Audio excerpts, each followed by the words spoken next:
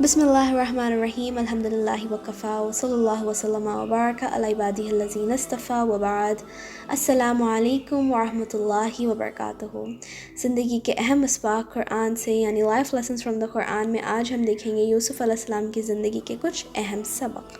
اللہ سبحانہ وتعالیٰ سورہ یوسف سورہ نمبر 12 آیت نمبر 10 سے 18 میں ایک کہانی فرماتے ہیں کہ ان میں سے ایک کہنے والے نے کہا، تم یوسف کو قتل نہ کرو اور تم اسے کنویں کی گہرائی میں ڈال دو کہ اسے کوئی مسافر اٹھا لے جائے اگر تم کچھ کرنے ہی والے ہو۔ انہوں نے کہا، ابا جان، آپ کو کیا ہے کہ آپ ہم پر یوسف کے بابت اعتبار نہیں کرتے؟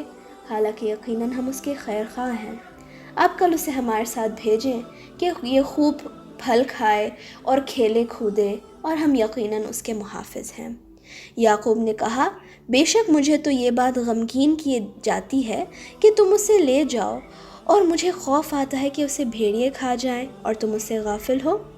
انہوں نے کہا، اگر اسے بھیڑیے کھا جائیں جبکہ ہم ایک طاقتور جماعت ہیں تو بلا شبہ ہم خسارہ پانے والے ہوئے۔ پھر وہ جب اسے لے گئے اور انہوں نے طے کر لیا کہ اسے کنویں کی تہ میں ڈال دیں، تب ہم نے یوسف کی طرف وحی بھیجی کہ تو انہیں ان کا یہ کام جتائے گا جبکہ وہ نہیں سمجھتے ہوں گے۔ اور وہ اپنے باپ کے پاس عشاء کے وقت روتے ہوئے آئے۔ انہوں نے کہا، ابا جان، بے شک ہم دوڑ کر مقابلہ کرنے لگے تھے اور یوسف کو اپنے سامان کے پاس چھوڑ دیا تھا تو اسے بھیڑیے کھا گئے، اور آپ ہماری بات کا یقین کرنے والے نہیں اگرچہ ہم سچے ہی ہوں۔ اور وہ اس کی قمیص کو جھوٹ موٹ کا خون بھی لائے۔ یعقوب نے کہا، حقیقت یہ نہیں بلکہ تمہارے دلوں نے تمہارے لیے ایک بری بات کر دی ہے، لہٰذا صبر ہی بہتر ہے، اور اس پر اللہ ہی مدد سے مطلوب ہے جو تم بیان کرتے ہو۔ اللہ اکبر۔ آپ سوچیں، ہم زندگی میں بہت سے ایسے موڑ پر گزرتے ہیں جہاں پر ہماری زندگی میں بہت سے پریشانیاں آتی ہیں، بہت سے ایسے واقعات ہمارے آنکھوں کے سامنے سے گزرتے ہیں جو ہمیں بہت زیادہ تکلیف میں ڈال دیتے ہیں، سوچ میں ڈال دیتے ہیں، لیکن ہم اس سے آگے بڑھنے کے الگ الگ میتھڈز ڈھونڈتے ہیں۔ تو یہاں پر ایک پیغمبر، ایک اللہ کے پیغمبر جنہوں نے یہ سوچ لیا کہ انہوں نے اپنے بیٹے کو کھو دیا، وہ اس غم سے کیسے باہر نکلے، انہوں نے اس پین سے ڈیل کیسے کیا، انہوں نے اس غم کو صبر سے ڈیل کیا۔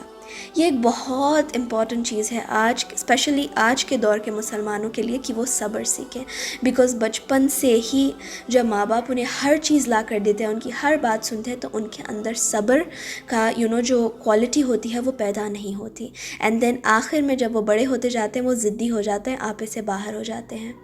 آپ یہاں پر دیکھیں کہ آج کل کی جو مسلمان امت ہے، اللہ اکبر، بہت سے ایسے لوگ ہیں دنیا میں جو بہت زیادہ تکلیف سے گزر رہے ہیں، ایک رف پیریڈ سے گزر رہے ہیں۔ کسی کے پاس کھانے کے لیے کچھ نہیں ہے، کسی کے پاس رہنے کے لیے گھر نہیں ہے، اور کسی پہ اچھے حالات نہیں گزر رہے، مگر وہ کیا کر رہے ہیں؟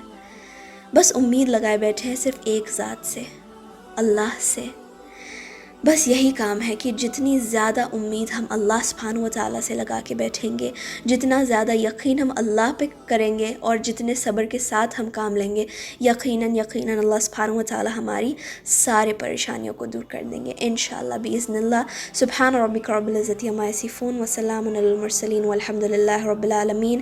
السلام علیکم ورحمۃ اللہ وبرکاتہ۔